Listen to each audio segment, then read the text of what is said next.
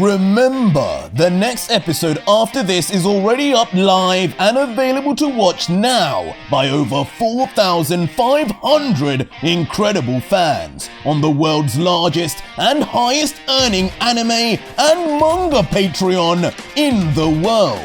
The links are in the pinned comment and description. See you there. At last! A real Super Saiyan deserving of the title has risen. Kakarot, you just wait for our rematch. It will not end the same. What happened to him? His hair, how did it change? So our story begins with the glorious transformation of the Prince Vegeta, or should we say King, to a Super Saiyan. In this alternate universe, achieving the form in a completely new way, more worthy of his status. Fighting against Broly of all opponents, who would stand staring with his own yellow Ikari eyes, not understanding at all what this was, since in this multiverse and this point in time, this Broly was no Super Saiyan himself. But before long, Vegeta would then land on the ground gently, as Broly would mutter, "Answer me! What is this? What have you done?" As Vegeta, still giddy with excitement, would stare down at his own hand in disbelief, letting out, "What have I done? I've simply claimed the birthright of a royal Saiyan, a power that was meant to come every 1,000 years has come to me finally. This is what is known as a Super Saiyan. Seems those strange eyes of yours weren't what I thought after all. A shame. I am still stronger than you!"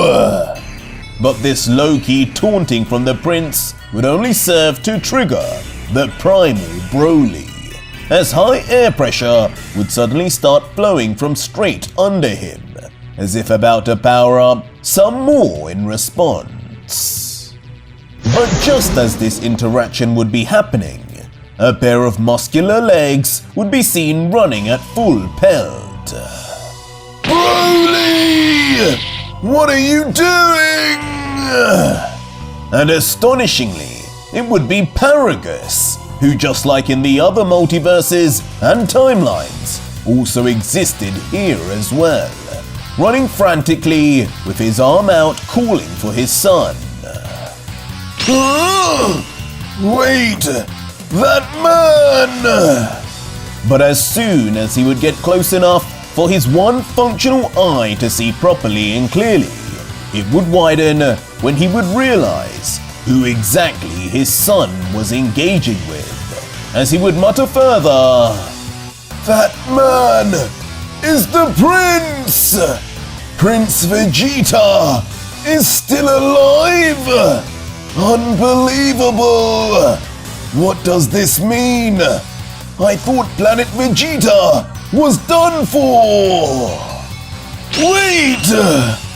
But the shocks would continue to come through for the old man when he would grip his fists tighter and notice the blonde locks and golden aura now surrounding his prince, as he would let out, "This cannot be! That form! It is the same of legend! The prince has become a Super Saiyan! That must be how Planet Vegeta survived! Frieza was defeated!" As coming to a bevy of conclusions, all from this one sight. "Broly! Stay away from him! Stop this! He will kill you!" He would take this chance to yell orders to his son, aiming to preserve his life. "Call Come here! But Broly would simply not be reachable at this moment in time. A red mist over him, as his Brolic rage would force him to attack once again to prove his superiority. I admire the bravery, Broly. I would do the same. But unfortunately, your fate has been sealed. See you in the next dimension. As letting off in a short smirk, it would seem indeed Vegeta would be ready to take the Saiyan's life. Broly! You don't know who this man is! Both of you, stop! With the alarmed father continuing to scream in vain in the distance.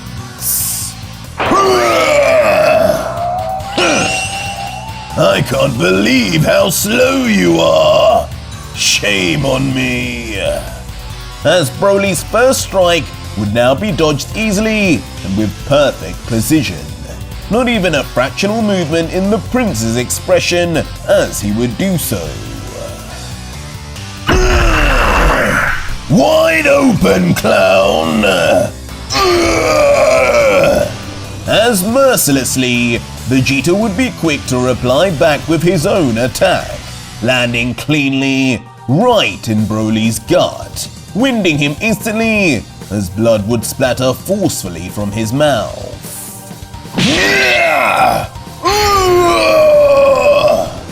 Followed by a combo from his second leg, slamming the Vampa Saiyan downwards, sent careering towards a giant mountain face.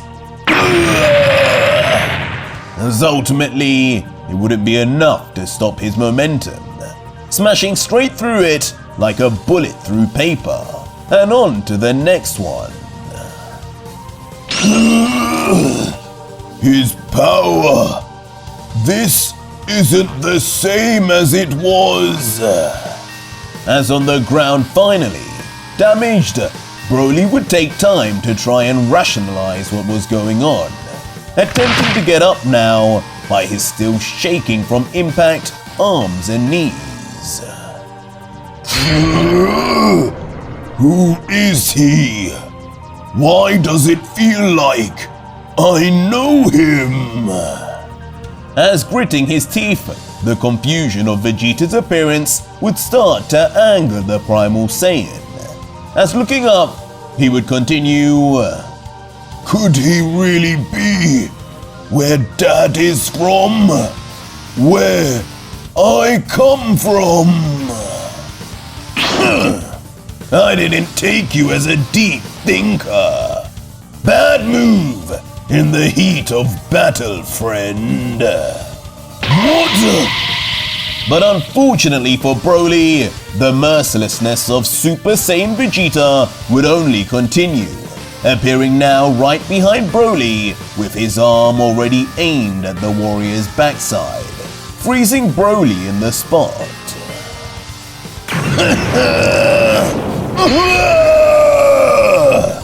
As if having shot Broly with a Glock, his finger in a gun position, Vegeta would be playing with his food, blasting Broly forward like a pinball, a searing burn left in the aftermath on the Saiyan's back. Again, sent for a violent crash through the rocky and mountainous structures, this time coming to a seat once more with the entire stone structure behind him splitting in half. It's no use. I've never met someone so strong. It's like there's 10 of him now. No, even more than that. It's over! Oh, this is bad! But when Vegeta would come shooting down from the sky now, like a meteor with his left leg extended out, Broly would quickly be up to his feet in panic, trying his best to react and defend somehow, but... like a golden beam sent from space, the prince would hit his target, and with perfect accuracy. The blood-curdling scream that rang out being all the proof we needed. And in the end, only one body would now lay flat on the ground, no longer moving, and with no more sounds being made. And it would be Broly's. Impressive! I didn't think you'd be able to survive such a beating from a Super Saiyan. I wonder, how much more can you take? As triumphantly levitating above, his arms folded looking down, Vegeta, enjoying every moment of his first W in a while, would seem to still not be finished. Prince Vegeta! My liege! Please spare him! He is my son! As finally, Paragus would actually get close enough for his words and demands to be heard, and instantaneously, Vegeta would take notice, almost as if he recognized the voice. As with a raised eyebrow, the prince would think, I know this old man! Paragus! He survived! So this is how this Saiyan is here! Broly is his spawn! But turning back to Broly with a smile, Vegeta would then say, now this just makes it even more of a mystery over how strong you are. Paragus is a weakling, and so too was Bardock. Maybe bloodlines don't denote the children's strength after all. And soon enough, Paragus would rush to be by Broly's side, looking up at Vegeta begging, he is finished! My sire, I cannot believe you are still alive, that the Saiyan race still survives. But please, my son did not know what he was doing. Calm down, old man. But Vegeta would be quick to respond, as he would descend quickly to the ground before then returning to base, as Vegeta would say, I wasn't aiming to kill him anyway. The minute I transformed, I knew I had him beat. It's good to see you again, Paragus. Time has not been kind to you. But if you've made it to old age, then there must be food here. Bring me to it, and bring your son too. And with that, Paragus would obediently yell back, yes, my prince! And so, after some time, the panels would change to a nighttime scene, three figures being dimly lit in the dark by a lone light source. As in a wholesome moment, with all their battles and injuries behind them, around a fire, Vegeta, Broly and Paragus would sit around, having a feast of an undisclosed animal and its cooked flesh. And that's how I got here. Kakarot is out there, and I need to fight him. He too is a Super Saiyan, and the first of our kind to do so in 1,000 years. In fact, he may have gone even further beyond by now.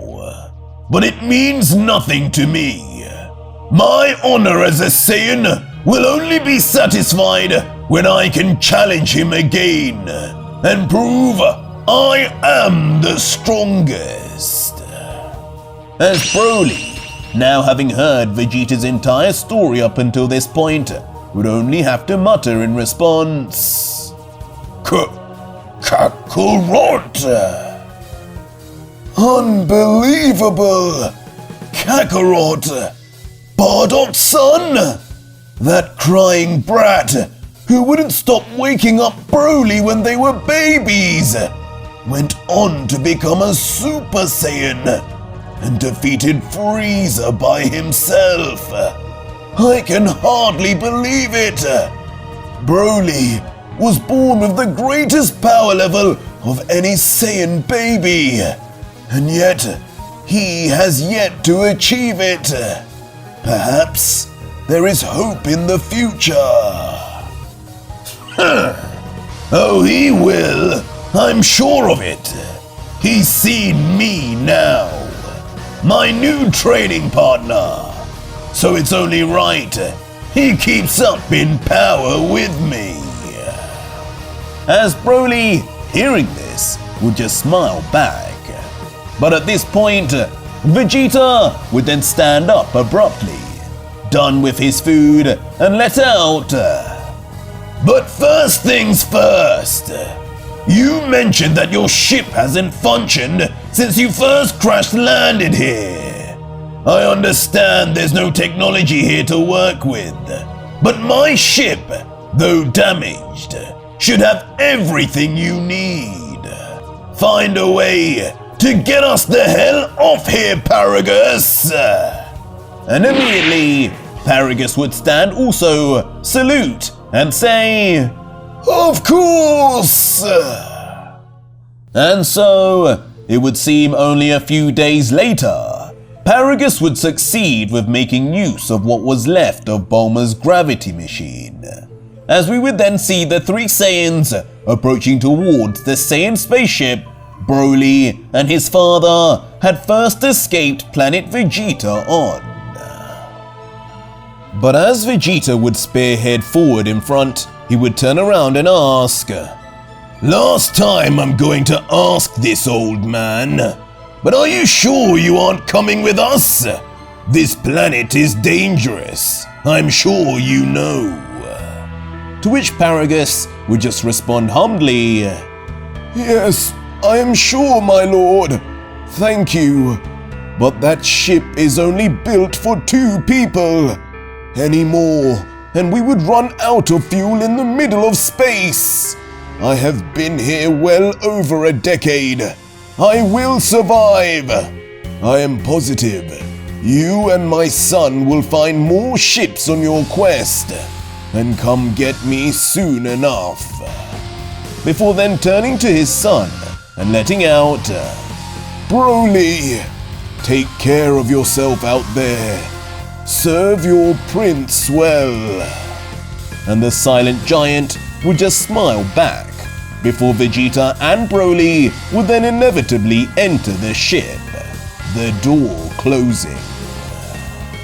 And just like that, the ship would finally leave Vampa after all these years, entering the planet's orbit as Paragus would be left behind, with the hope he would see the 2 Saiyans one day again to free him too from the shackles of this barren planet. And so time would pass, and would for almost 2 years. The search for Goku, of course, always going to be a hard task, but even harder, it would seem, to be to find intelligent life capable of building ships for space travel, with Vegeta and Broly alike looking far and wide across many planets, while of course in their breaks also finding time to train and battle. Their favorite pastime, as over the 2 years, their power levels would rise even further, left exhausted by the end of each session, experiencing major Zenkai boosts to boot. But on one particular day, as they would reach yet another new planet with a ring around it, something was about to change forever for the duo, as the ship would soon land, and casually dressed, Vegeta and Broly, using whatever scraps of fabric they could find, would walk out. Look at that, Broly!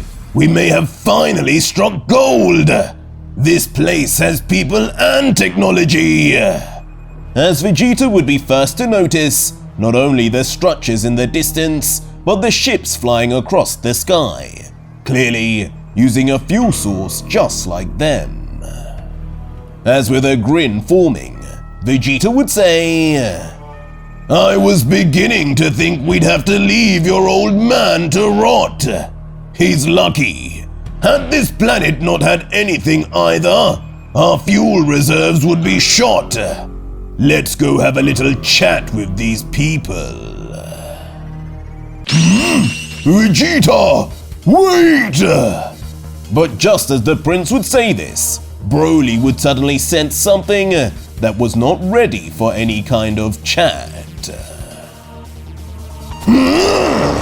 As suddenly out of a portal, a giant dinosaur would come running straight out, at full speed, like it had gained momentum over several miles, and straight for Vegeta, as if he were the creature's first meal in days. Dinosaurs? I thought I left these filthy creatures back on Earth! As not impressed, Vegeta would then get into fighting stance before... Swiftly, with one strike, the dinosaur would be stopped head on, slammed right onto its gigantic nose. And of course, seemingly dead on impact, the beast would fall instantly to the ground for a heavy smash. Let's just hope these things aren't what populate this planet. I'm not here for a fight, but if they wish to test me... But just as Vegeta would hope for more amicable relations, from his side, he would notice even more danger was on its way. Ridiculous! As right from Vegeta's side, yet another black dimension would open, and out of it, this time, 5 different missiles would fire straight at the Saiyan. What magic is this? What kind of creature would fight like this? But of course, with Vegeta's speed, this would be child's play, flying straight into the sky, though wondering over the random nature of the attacks. A huge explosion would then erupt, but both Vegeta and Broly would be safely in the sky until... What? Finally, the assailants attacking them would show themselves, and seemingly having caught Vegeta off guard, as point blank surrounding him, 2 robotic-looking figures would have their hands extended out to trap the prince. So this is who lives here. A bunch of toasters. Great!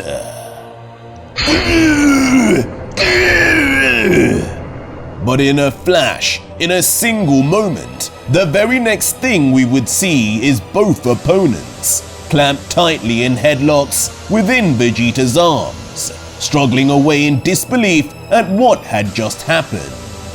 The only words the robots could call out would be, "Brother!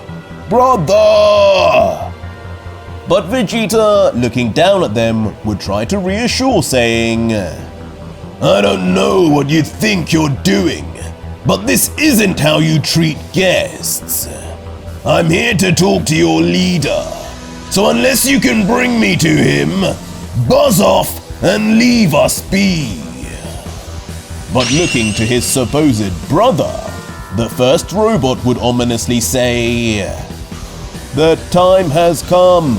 There is only one way we can survive this, younger brother. Your sacrifice will not be in vain."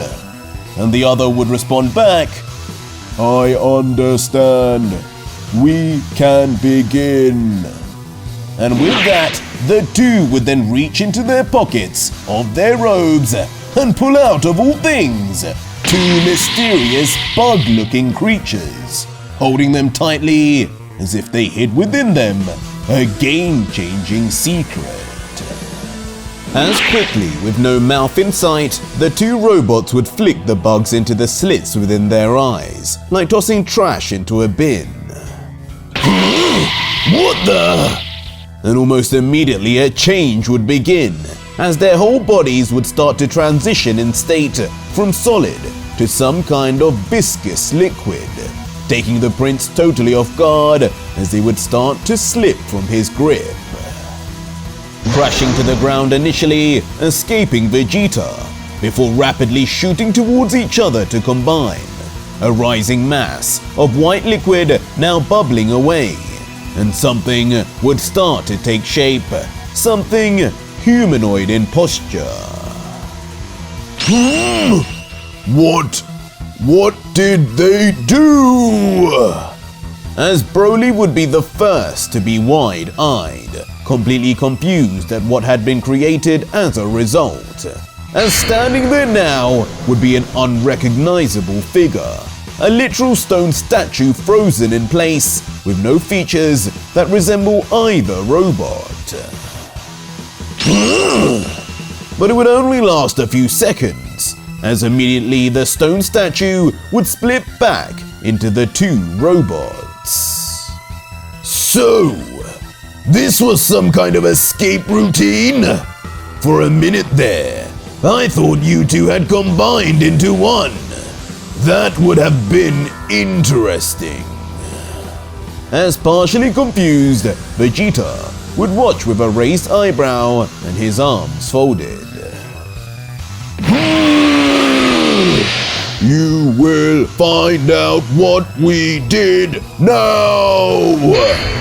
But with now far more speed and power than before, an unbelievable difference in fact. One of the robot brothers would blast forward at Vegeta with no fear despite the previous events, while mysteriously, the other would remain behind still, not uttering a word nor making a shred of movement.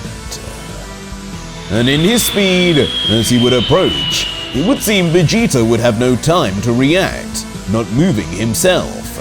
But as the robot would get closer, a smile would be apparent on the prince.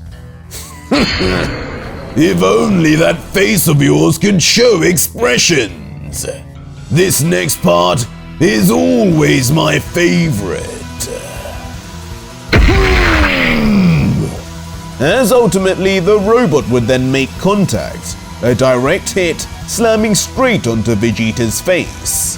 But for some reason, the prince's body wouldn't be moving back the way you'd expect.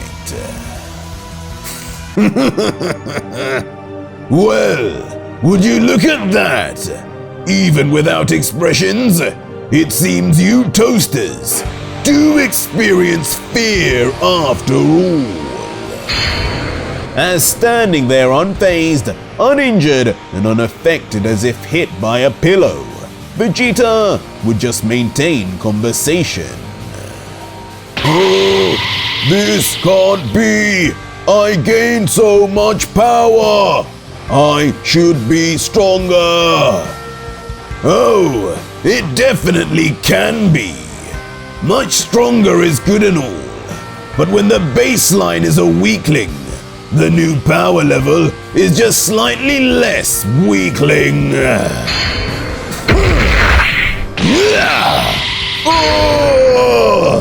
As violently and with speed, Vegeta's next move would be to grab right onto the robot's attacking arm and rip it straight off from its connectors. My arm! He pulled that off too easily! Danger! Danger! But as the robot would panic, Vegeta would continue to make observations, saying, But you know, I can tell you one thing. You did become remarkably stronger. How is it you did that? Those bugs? Give me some, and I may spare your life for all the trouble you caused. And it would be on hearing this, the robot would have a jolt of excitement come through his body, as reaching into his pocket immediately, the robot would let out, "Yes, ingesting these bugs will bring out a great power boost. For us, it has only made us slightly stronger weaklings, as you said. But for you, you will attain the power of gods." As quickly with one remaining hand, he would then bring out the two more bugs, and a little too eagerly. "Good boy!" As Vegeta would then instantly take one. "Here, Broly, take this. It'll make our training even more intense. Maybe it'll make you a Super Saiyan, in fact." Next, throwing it to Broly, who catches it in confusion, looking at the weird bug. But without question, following his prince, both Vegeta and Broly would then consume the apparent power-boosting creature. And just like the two robots, their bodies would then lose shape immediately, turning into the same white viscous liquid. And just like the robots too, they too would proceed to crash down to the ground together and combine, rising and bubbling up yet again, and to form the same stone statue with no visible features again, almost a conduit before the two would split. He actually did it! It actually worked!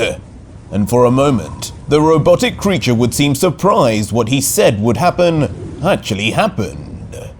Ha ha ha ha ha ha ha!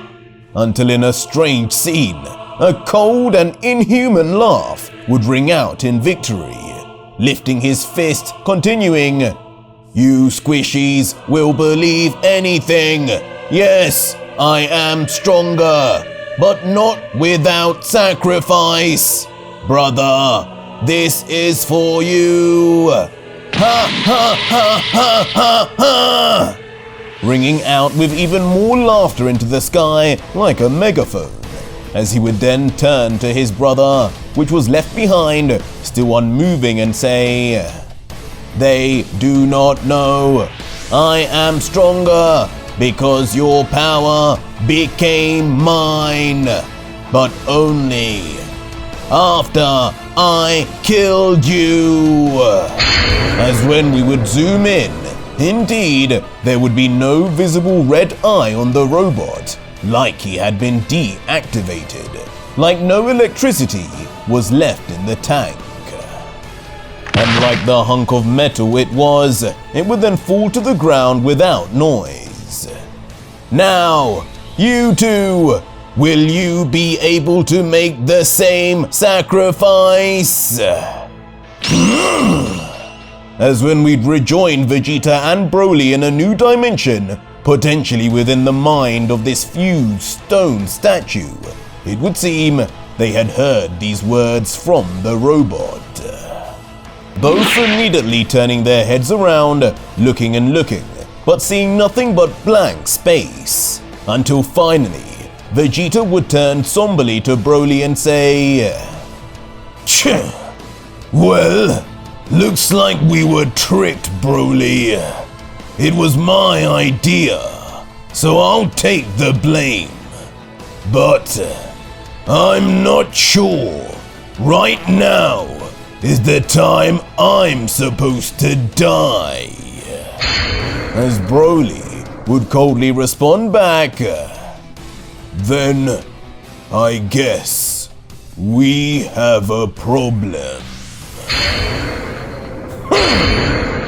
As in a final deadlock between the two, now face to face and staring into each other's eyes, the two would realize that perhaps this may be their final training session. But once we'd rejoined the victorious robot on the outside, it would seem we would catch him mid-sentence, having continued on his monologue for over 10 minutes or so now, finishing off, "I always win, always. Now, I must return to Professor. My arm needs healing, and my portal magic is running low. But his sensors would soon start going, sending an alarm when he would turn around and... What? Behind, an explosion of light would come from that supposed frozen statue. There is no way these monsters actually killed each other this fast, shocking the robotic figure, who clearly underestimated the two Saiyans and their love for bloodshed, especially in the heat of battle.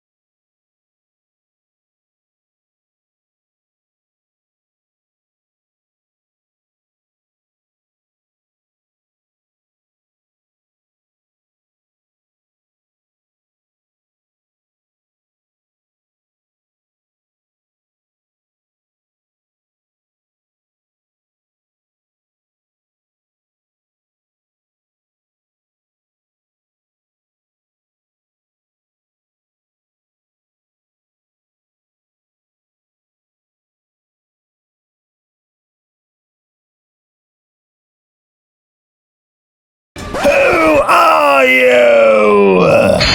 But in a shock interruption, Chomper of Universe 6 would be seen yelling back and in close proximity. Vados! What is this creature? He nearly hit me! My lord, it appears to be a Saiyan.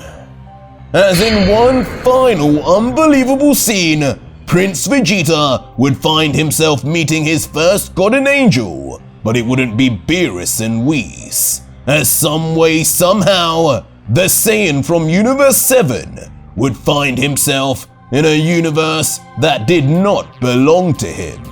And this time, no ship would be able to bring him back. The story of the God Killer Vegeta is about to get a whole lot more interesting.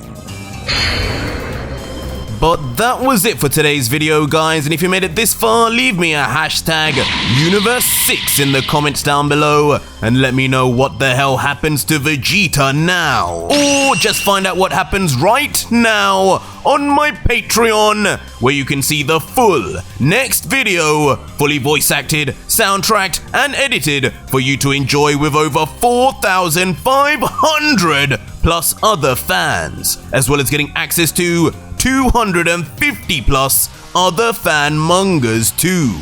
It's the deal of the century.